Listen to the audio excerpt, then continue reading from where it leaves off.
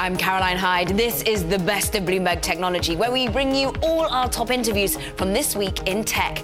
Coming up, Apple and Ireland wage war on the European Union over a €13 billion tax bill. Plus, BlackBerry doubles down on software and the move is paying off. We dig into the struggling company's latest report with CEO John Chen. An online lender, SoFi, taking it slow after a rough year for fintech and pushing back plans for an IPO. The CEO joins us ahead. First, to our lead. Apple is challenging its €13 billion tax bill from the European Commission. In a statement this week, Apple said the case, quote, has no basis in fact or law, and we're confident the ruling will be overturned. The fight between Apple, Ireland and the Commission has been building for some time. Speaking to Bloomberg in September, European Competition Commissioner Margrethe Vestager explained why this fight will be a long one. I think that we will continue to disagree on this decision. Also because of the fact that we have very, very different legal traditions. I have learned that in the US it's absolutely the order of the day for a business to negotiate tax breaks with the state where it's situated. And we have had the prohibition to do that back since '58. So you have the clash of understanding about how this should be played out. We discussed the latest developments with David Rosenblum, Director of the International Tax Program at NYU Law. He spent years at the Treasury Department covering international tax law, along with Bloomberg contributing editor and Techonomy CEO David Kirkpatrick and Bloomberg editor-at-large Corey Johnson.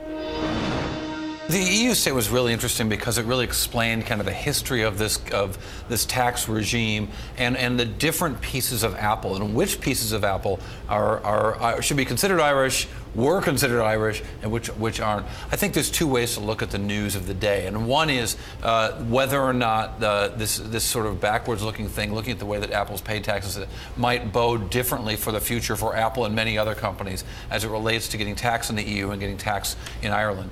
But when you want to understand what happened here, the EU document is a fascinating read. It's a long piece, but it really gets into how this business, Apple was able to claim certain parts of their business weren't really in Ireland, even though some money might have passed through Ireland, and therefore shouldn't have been taxed there because they were going to be taxed somewhere else. And that's really what's at stake here, is what business was Irish and therefore deserved to be taxed in Ireland. Let's get the lawyer's opinion. Let's go out to David Rosenblum. David, thank you very much indeed for joining us, and give us the sense of Apple claiming they were selectively targeted by the EU here. Do you think they have a case?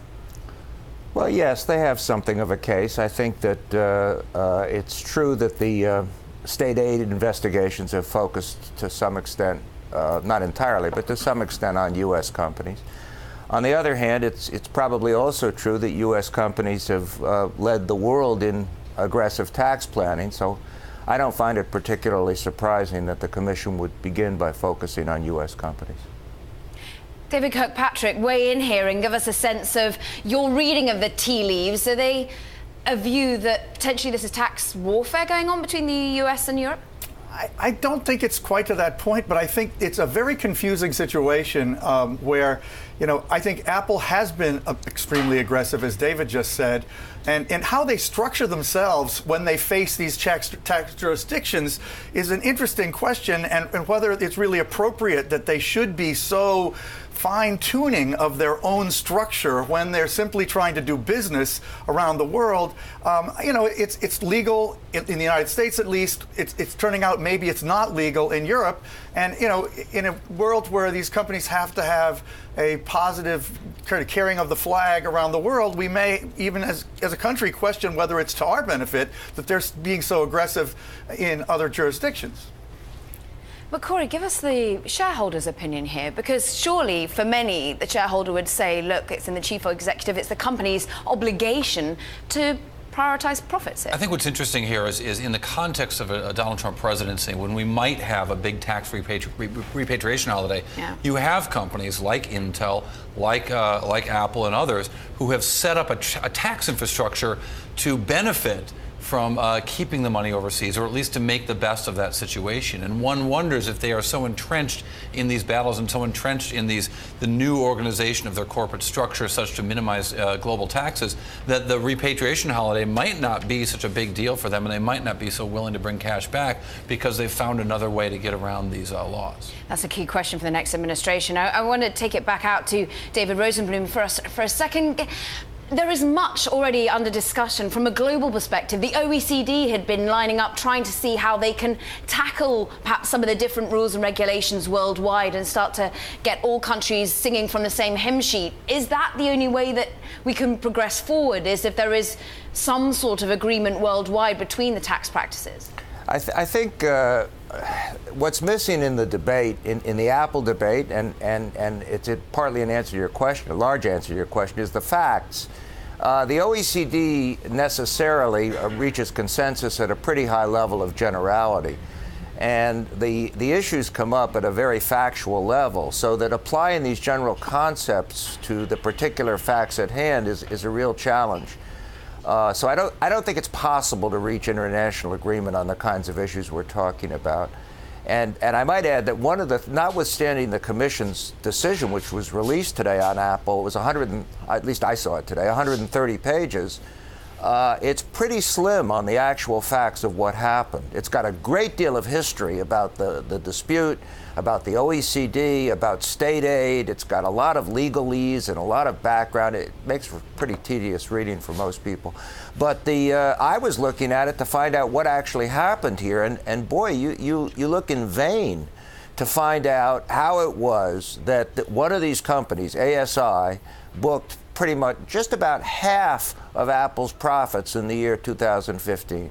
Commission says Apple had about $54 billion in profits in 2015, and ASI, if I read it correctly, booked somewhere just south of $25 billion. Yeah, I thought it was fascinating reading for that same reason. I agree they didn't lay it out a chapter and verse, but there was so much great detail in that, and it was interesting to see that they could assign so much profit to that particular region when obviously they had a global business. It wasn't all happening out of Ireland. What, therefore, is the broader expectation, David Rosenblum, just sticking with you? Who wins out of this particular argument, and what does it mean for Amazon, for Starbucks, for IKEA, for other companies that are currently perhaps being analysed by the European Commission? Well, in a rational world, and unfortunately we don't live in a rational world, but in a rational world, Apple wins in the dispute with the Commission, because the Commission is advocating assigning all of this excess profit to the branches that Apple had in Ireland. And frankly, the branches that Apple had in Ireland had absolutely nothing to do with earning most of this money. The Commission is looking at the Commission and the United States are looking at the world from two very different perspectives. The Commission sees these individual companies. It sees ASI booking $25 billion, and it says, well, we see a branch in Ireland, and there's no real head office here. And so, therefore, all the profits should go to Ireland. That's sort of what the Commission is saying. The United States sees it completely differently. We see ASI as itself a branch and not a separate corporation. It's part of a bigger company called AOI, which is the top-tier company, which has branches literally all over the world. And so from a U.S. tax analysis of this, it's a much, much, much more complicated situation than the Commission sees. And that's because of profound differences in the way we look at the tax laws. I think you're going to find similar, but not identical, structures of other high-tech companies in other countries, and maybe some in Ireland as well. They're all going to be a little bit different from each other, but they're all going to pose similar questions. Coming up, we'll hear from BlackBerry CEO John Chen as the company boosts its 2017 profit forecast with a new focus on software growth. That's next. And Facebook takes on fake news with a plan to curb bogus stories, but will it work? We head to Italy to speak with Poynter Institute's top fact checker later this hour. This is Bloomberg.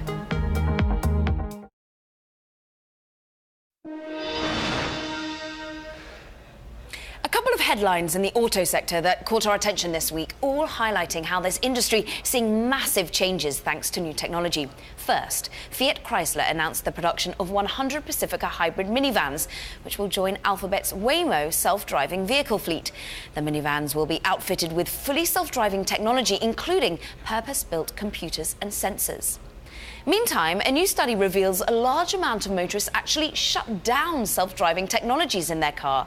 According to Hyundai, about half of drivers turn off their automatic emergency brakes and lane departure warnings, a sign drivers, well, don't fully trust the technology. Nevertheless, BlackBerry is opening a research centre for self-driving cars. The move raises the possibility of government backing for the former smartphone maker's automotive software unit. And speaking of BlackBerry, the company boosted its 2017 earnings outlook and posted an adjusted profit margin for the third quarter of nearly 70%, its highest ever. We caught up with BlackBerry CEO John Chen from the company's headquarters in Ontario and asked him whether these margins are sustainable. A normal growing software company could definitely do better than 70%, yes. But it would take us a while to get there, but it will. It could do it. How about the software revenue growth? Because you've said that that's going to be about 30% on track for this fiscal year. 30% growth for the next fiscal year, are you aiming for that as well? Oh, no. Now the numbers are getting pretty big. I think the market is growing somewhere about 10 to 15% next year. We committed that we will be growing faster than the market, and we're reasonably comfortable about that. I mean, it's always renowned that Angela Merkel always used a BlackBerry, the belief in the security that BlackBerry offers. How, in this sad time of increasing cybersecurity threats and concerns, are you seeing a pickup in demand at the moment? Actually, I guess in a certain way that answer is yes. The answer have to be yes. I see a lot of discussion. People try to get their arms around, especially enterprises, try to get their arms around security and cybersecurity. Mobility is one of the biggest vulnerability points. So then this is where we excel. We're the #1 player in that space, where mobile meet security. So yeah, a lot of conversation. We feel very comfortable in where we are and where we sit with the customers. Talk to us about the mobility strand as well. It's interesting you announcing just yesterday, a new research centre in Canada, the focus on automation, driverless vehicles. This is a really crowded space. You're up against the phone makers, well, the software makers. You've got Apple and the tech giants, not to mention the automakers as well. How do you fight within this competitive space? I don't fight with them at all. First of all, about a month ago, we announced a transaction or an agreement with Ford Motor Company. We're providing software to help them build the next generation car. I'll let them tell you what the next generation car is. But we're helping them to do that. We have both engineering people helping them. They're using our software. And this is just an example of what the autonomous driving innovation center is going to focus on. So all the automakers are going to be our customers, going to be our partners. All the tier ones, they're like Denso and LG and Panasonic and Harman, who just got bought by Samsung. It's going to be our partners. They have already been our partner, and we're very proud of the relationship with them. So no, we're not setting this up to compete with the automakers. We're not setting it up to compete with tier ones. In fact, we're pretty embracing very open standard. We want to build the foundation so cars could safely be put together and put on the road. Automation was something that we've just been discussing, announced yesterday, but just not long ago, we also saw another announcement coming from BlackBerry, and this time it was a licensing deal. You're getting out of the hardware and you're letting a Chinese partner build that. How much are relationships with China at the moment under threat with the new president-elect, Donald Trump? Are you cautiously optimistic or concerned with the direction of US and China relations? Well, that's a very complex question. So let's just talk about technology for a second. I provide all the software technology where the majority of all the security secret sauce is in. So in that sense, there is no truth in that if I build my phone in China by a Chinese partner, that my phone is not going to be more secure or going to be less secure, whatever the right English is. So our security is paramount. We don't have any issue with that. We control all the software and the security software associated with it. We also have our NOx that manages all these devices that is sitting in Canada. We don't have any interest in outsourcing those things. So anyway, so the net of all that is that I would not be concerned about having us to build a phone with a Chinese company that concerns about security. Now, it's related to what the government, United States government policy is and where the trade issue is going to go end up. It's none of those questions. Nobody really know the answer to it. I heard a little earlier guest talk about that, putting a tariff on developing countries. I assume the guest is referring to China and the current currency manipulation situation, or at least the accused of that. All that discussion going on with the president-elect. I just assume that cooler heads is going to prevail, and we won't get into a trade war whatsoever. A quick last question. Would you work with the Trump administration like you did with Bush? Oh, absolutely. I mean, like everybody said, he is the president now, or he will be. And anything that help the country, we definitely will. That was BlackBerry CEO John Chen. Coming up, Facebook rolling out its third-party fact-checking system to combat fake news. Now it's getting some help from Pointer. We'll speak with its Director of International Fact-Checking next. And coming to a pub near you, the world's first beer brewed with the help of artificial intelligence. Can machines really brew a better beer? This is Bloomberg.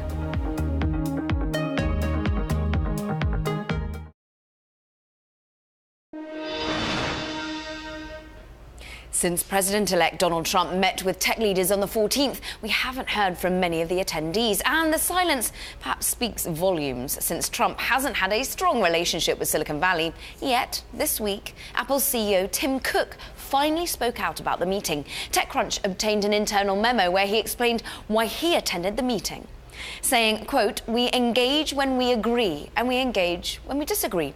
I think it's very important to do that because you don't change things just by yelling."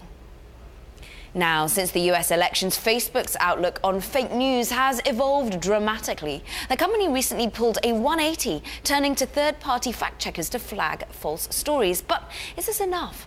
We spoke with Alexios Mantzalis, Director of Pointer Institute's International Fact-Checking Network, to discuss Facebook's new strategy and Pointer's involvement in it. The Pointer Institute has, through its International Fact-Checking Network, developed a code of principles for nonpartisan independent fact-checkers. And Facebook decided that in order to be a third-party fact-checker on the social network, you, as a minimum condition, you will have had to sign on to our code of principles. And so Facebook is the arbiter of who is a third-party fact-checker? Correct. Signing on to this code of principles, which requires transparency of all kinds, is a necessary but not sufficient condition to be a third-party fact-checker on Facebook. And many people and those signed up to the International Fact-Checking Network had been pushing for Mark Zuckerberg and Facebook to take these steps. Are the steps that have been announced enough in your mind's eye? We are in the very early days. I hope you don't think I am dodging the question, but the reality is we're going to have to wait and see a few weeks how this works out. I think obviously there's been a lot of pressure on Facebook to do something. Now it has acted. We need to see how this works out in practice. In theory, we think it's a welcome choice, but it may or may not be effective. In terms of where it could initially be tackling those stories that are obviously false, but the more misleading articles potentially that become rampant across social media and in fact catch wildfire, do you think that will be able to be blunted to some extent? Will we see those sorts of misleading stories pushed down? I think it is important, especially in the first stages, and I think both Facebook and the third-party fact-checkers are very aware of this, that the concentration be on the 100% totally fake fabricated stories. The Pope endorsing Donald Trump. Those stories are the ones that did really, really well by the social network this year, and those are the start of where the fact-checking can have an effect. I think when we start going into the grayscale and the half-truths, it will be more complicated, and there are other platforms to do that. I am convinced that this experiment could have already a very beneficial impact if it weeds out the totally fake stories. And how important is this as we enter 2017? We have had the US election in 2016. We have Germany, France, the Netherlands, a wide range of political events happening next year. How is the Poynter Institute preparing itself? I mean, I would add in the elections of this year as well, the Brexit campaign, the Italian election. I'm Italian. In these campaigns, we have seen a lot of totally fake stories do really well on social media. In the Italian case, it was ballot boxes allegedly stuffed and 500,000 votes found in an imaginary town, and that was one of the most engaged with stories on Facebook. So I think this is a problem of international scope, and I believe that Facebook is looking to roll this out internationally. Of course, the Poynter's International Fact-Checking Network has members from across the world, and they are all eager and keen to see this rolled out cautiously and carefully, but in other markets beyond the United States too. That was Alexios Matzalis, director of Poynter Institute's International Fact-Checking Network. Now, the world's first beer brewed with the help of artificial intelligence is on sale in the UK. 4 beers have been created, with each recipe altered based on customer feedback through a mobile app. Bloomberg's Adam Satariano went to find out, well, if machines can really brew a really great beer.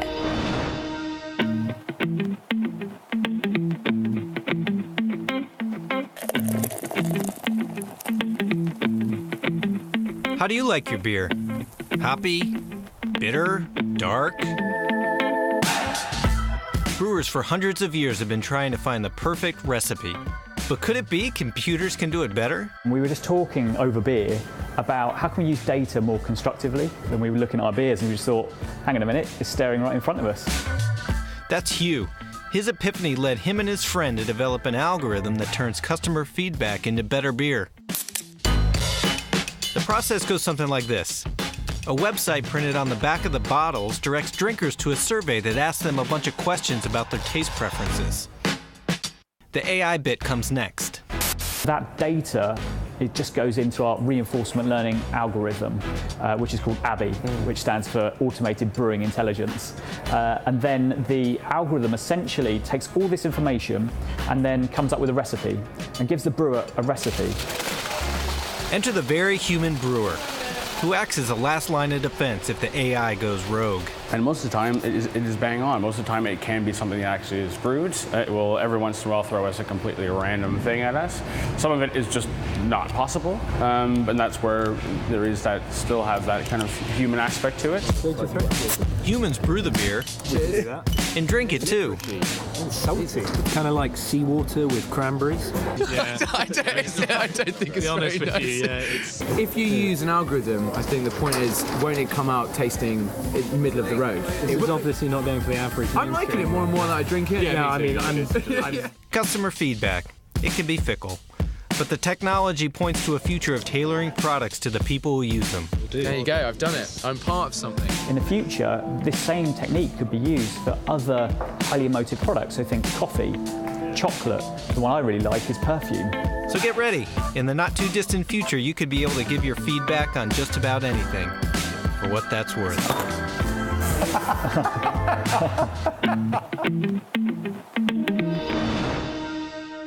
Bloomberg's Adam Satariano reporting there from London. Still ahead, unicorn valuations. Will we keep seeing valuations skyrocket into 2017? We'll hear from one investor who isn't so sure. Next. And if you like Bloomberg News, check us out on the radio. You can now listen on the Bloomberg Radio app, Bloomberg.com, and in the US on SiriusXM. This is Bloomberg.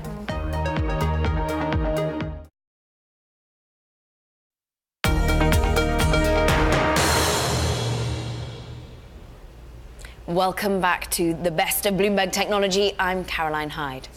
Now, as 2016 winds down, views on tech's massive valuation are diverging. Some believe Uber and Snap's value is fair, and others warn of a bubble. My colleague Emily Chang spoke with Accolade partner Atul Ruski about just that. Take a listen. I do believe, and I agree that we're at the highest level of fund formation and company formation, but at the same level, I think we believe we're at the highest level of innovation and disruption, and I think that's going to continue going forward. A lot of these companies will not be able to be funded going forward, but the few that do, there'll be a subsection of them that I think are going to create interesting things that really change the way we work and operate.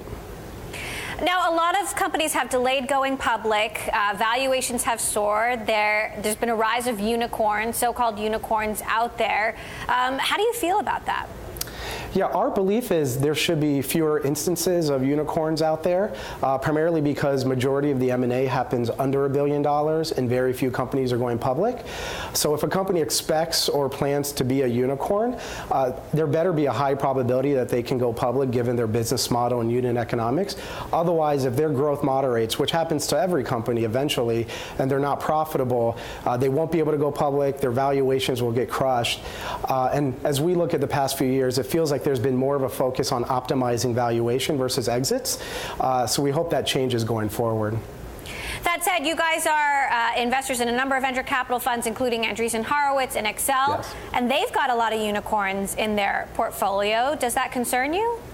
So if you look at the top 10 VC firms, they've had a unique ability to invest in these iconic elite companies, whether it be a Facebook, a Pinterest, Airbnb, WhatsApp, Uber, and Lyft. So for those managers and for those companies, there is a market for those companies to go public. But for the broader venture community, unless you are in those iconic elite companies, I believe, or we believe, that M&A is the most likely outcome for those portfolio companies. Andreessen Horowitz is one fund in particular that's made a big splash, though there's some controversy about how good their returns have been so far. Do you have any concerns there about the performance of Andreessen Horowitz? So we don't have any significant concerns. I mean, we see the numbers. They've delivered very good returns over the course of the firm's life, partly because they've been able to invest in some of the elite companies I just mentioned. So we're very bullish on them. When they entered the venture capital game, they really changed the dynamic by offering services such as recruiting, PR, and even sales pipeline by introducing strategics to companies. And so almost on a daily basis, they'll bring strategics, Fortune 50, Fortune 500 companies to meet their portfolio companies.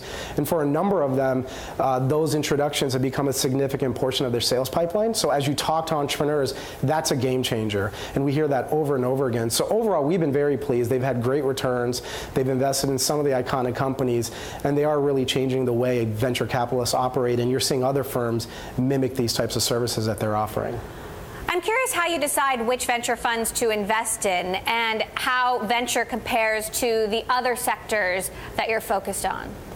Yeah, so we invest in a mix of venture capital and growth equity, and within that some buyout, primarily technology and some healthcare. When we look at venture capital firms, we are modeling 5x plus funds. And that's because on the growth equity and buyout side, a number of our managers have delivered 3x net funds to us with shorter timeline to liquidity, lower risk. So for venture capital, we are looking for 5x plus funds due to the longer timeline to liquidity and the increased risk. Now, banking giant Wells Fargo is charging into the biggest asset management battleground, exchange-traded funds. The San Francisco-based bank is considering launching its first ETF sometime next year. But is it too little and is it too late, as its competitors already have a major leg up in the $4.1 trillion ETF market? We caught up with Bloomberg News' reporter Danny Berger and Bloomberg contributing editor and Economy CEO David Kirkpatrick from New York. Well, I mean, listen, this is a struggling time for active managers. They're seeing an immense amount of outflows, and inflows are going into passive investing, going into ETFs. And specifically, it's this new breed of ETFs that Wells Fargo is looking at that's really taking off. I mean, this is the hot new product. So if Wells Fargo wants to be part of the next generation of investing, this is something that they're going to have to be in. And frankly, a lot of people are surprised that it's taken until this year, well, actually next year, in the next 3 to 6 months, that Wells Fargo is going to launch one of these products. And they are trying to differentiate themselves through quant strategy. Talk to us about the way in which they're trying to have a bit of a USP here. Right. Okay. So we got to break it down onto about these types of ETFs. So these are quantitative-based ETFs built around computer algorithms. So first you have what's called a smart beta that takes the idea of ETFs but doesn't use market cap weighting. Instead, it says, I'm going to pick the stocks with the most momentum. I'm going to pick the cheapest stocks. From there, you go to multi-factor, which takes those things and just lumps them together, says, I'm not going to just use one of these factors. I'm going to use a couple of them. So this is really an idea whose time has come, and this is where Wells Fargo is entering in. So if you look at this chart here, I mean, you can see that still assets are growing, but not as much as smart beta market as a whole. Goldman Sachs really has the lead here. So that's going to be their biggest competition. But they're hoping by getting into this front, which definitely is the newest of ETFs, they can differentiate themselves from what's already out there. So maybe a bit of a me too coming from Wells Fargo. But David, you like the fact that ETFs are catching on, right? Well, what I like is that to apply algorithmic approaches to tools that ordinary investors can get access to, because these are the kinds of techniques that have really been confined historically to the highest net worth individuals, the biggest institutions. And this is a great way for ordinary people to invest in a much more sophisticated fashion, basically allowing the software to assemble packages of stocks that really wouldn't historically be assemblable, because when the software is selecting for all these different variables, it can do things in real time that are much more sophisticated. So it's not just an ETF that's, grocery store companies. It's an ETF that is companies that have gone up in certain conditions and gone down in other conditions and that are in relation to something else. And I think that's a great thing.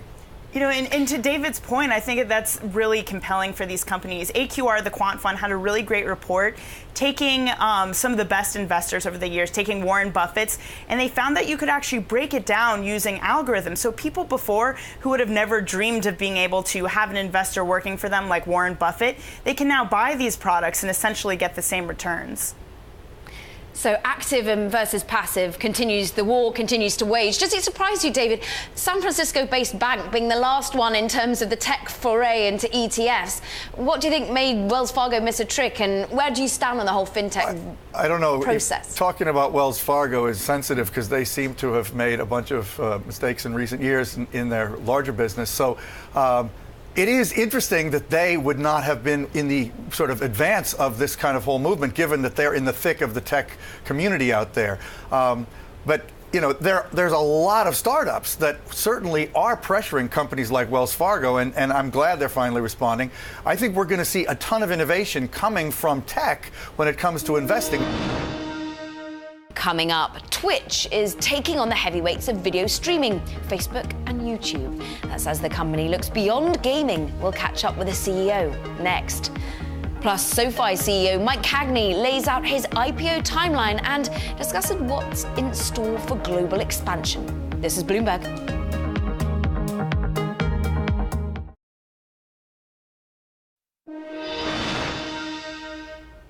SoftBank CEO Masayoshi Son is making good on his $50 billion promise to the US. SoftBank will invest $1 billion in OneWeb. It's a broadband access company as part of a pledge to President-elect Donald Trump. The investment is expected to create almost 3,000 new engineering, manufacturing and support jobs in the US over the next 4 years. The satellite startup said it raised $1.2 billion from SoftBank and existing investors. Now, another one of SoftBank's recent investments was with marketplace lender Social Finance, better known as SoFi. The San Francisco-based company is now on the hunt for additional funds, aiming to raise about $500 million in equity. Founded back in 2011, the company is one of the fastest-growing online lenders. We caught up with SoFi co-founder and CEO Mike Cagney. Take a listen. It was wonderful to get SoftBank support and some of our existing investors like Third Point and so forth. And essentially what we're doing with the money is using it for the balance sheet. I think one of the things we learned in market-based lending in 2016 was the need to have a balance sheet, need to be able to originate during periods of market dislocation. And we certainly benefited from having that capital on balance sheet in 16 and continue to expand that as we're profitable and accreting the balance sheet today. And is that why you're raising more money? Well, we're raising more money in part because we're looking for additional partners that can help from a loan buying standpoint. So one of the biggest challenges we have is the balance sheet challenge in terms of where we place production. So in 2017, we'll originate somewhere between $16 and $20 billion of loans. That's a lot of paper we have to place. And so having deep-pocketed relationships with investors that are in the business of buying loans is helpful, and that's really a catalyst for the round. We were just talking there how you started off in student loans but have then moved into new products. It's mortgages, there's life insurance. What other products will you bring online when you get to this new financing? Sure. So today we're very heavy on the credit side. So mortgages, personal loans, student loan refinancing. We've started to do wealth management and are looking at how to build out our asset management business. Insurance is an important component to that. But I think in 2017, one of the biggest solutions that we'll bring to market is a deposit account and a credit card. And that effectively allows us to deliver a full service of solutions into our member base so that they really don't need to go anywhere else for what they need from a financial standpoint. I mean, interestingly, I come from Europe, where I was banking with N26 in Germany. We've seen Monzo in the United Kingdom. We've seen plenty of other startups. Is this where the competition is, or actually is it the competition coming from the banks as they start to work out that fintech is where they need to get ahead? So we see much more competition from the banks. I think we're going after a very rich target in terms of that 25 to 45-year-old customer demographic. It's very important to the banks in terms of building those relationships. And so whether it's student loan refinancing or personal loans or mortgages, we're seeing much more bank competition today than we saw a year ago. And it's very important for us to differentiate through our value proposition. Therefore, your value proposition, say you differentiate it, you've got all these different products. How long until you take the competition to the fintechs in Germany, to the fintechs in the UK? Talk to us about international expansion. So we're going to do Australia first in 2017, but we've got a path to go to the UK and to go to broader Asia as well. And so it's very important for us to deliver that market or deliver into that market.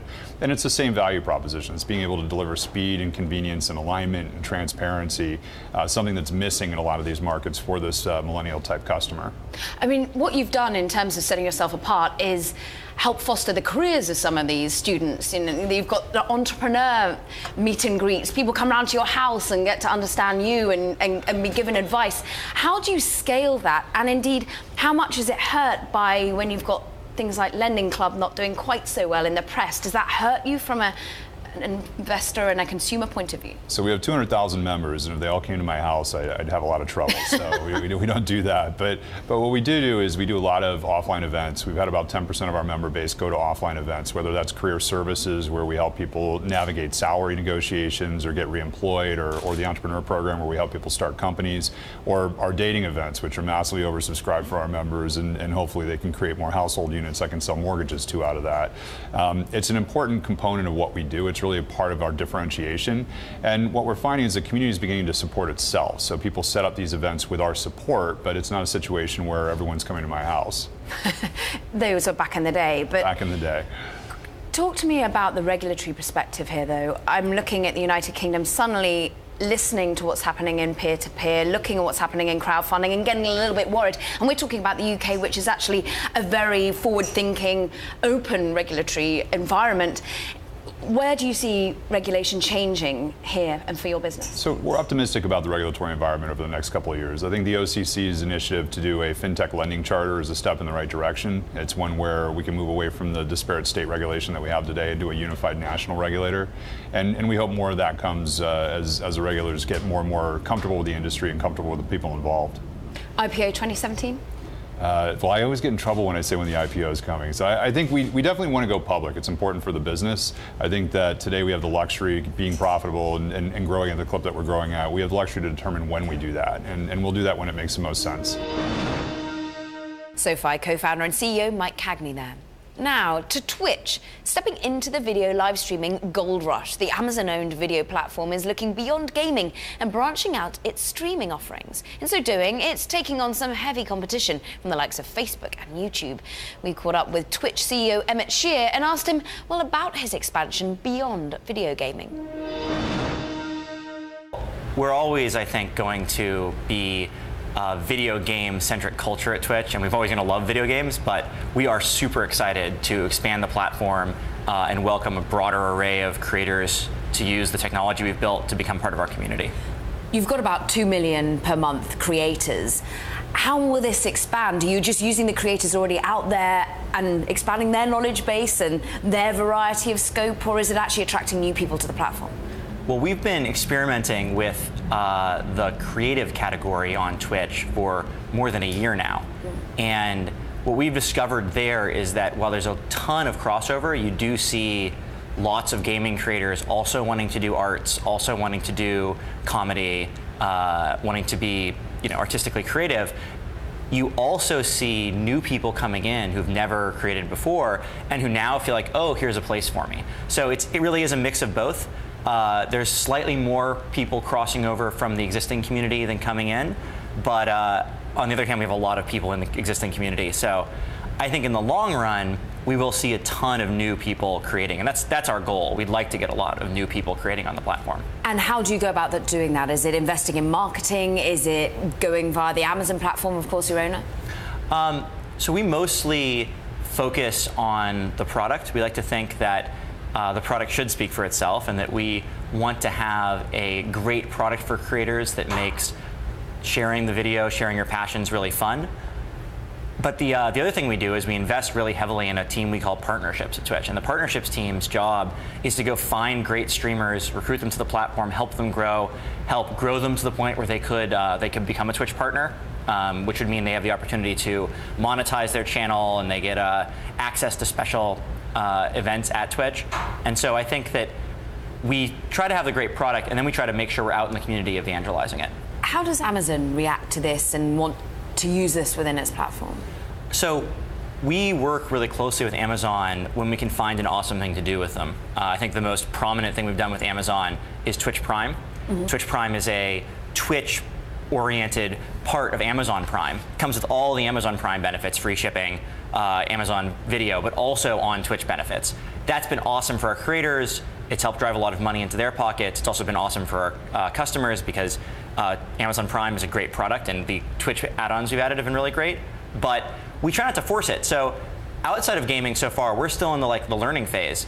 I'm absolutely positive that as we grow it, we'll find amazing things to do with Amazon. But we're still focused on growing that nascent community. The community that you have already that have so loved you for the gaming side of things, are they worried about the expansion? Are you worried about perhaps losing your USP? We really did worry that when we started expanding beyond gaming, whether our community would embrace that or not. And the awesome thing is that they have. We recently ran a survey to ask people, what do you think about Twitch adding non-gaming content? Should we? Do you think it'll be good for the platform? And more than 70% of our creators either agreed or strongly agreed with the statement, I think Twitch adding more content than just gaming will not only be good for me, but good for the whole platform. That was Twitch CEO Emmett Shear. Still ahead, we take a look at which tech gadgets are set to be the holiday winners this season. And a reminder that all episodes of Bloomberg Technology are now live streaming on Twitter. Check us out on @Bloomberg Tech TV, weekdays 5 p.m. in New York, 2 p.m. in San Francisco. This is Bloomberg.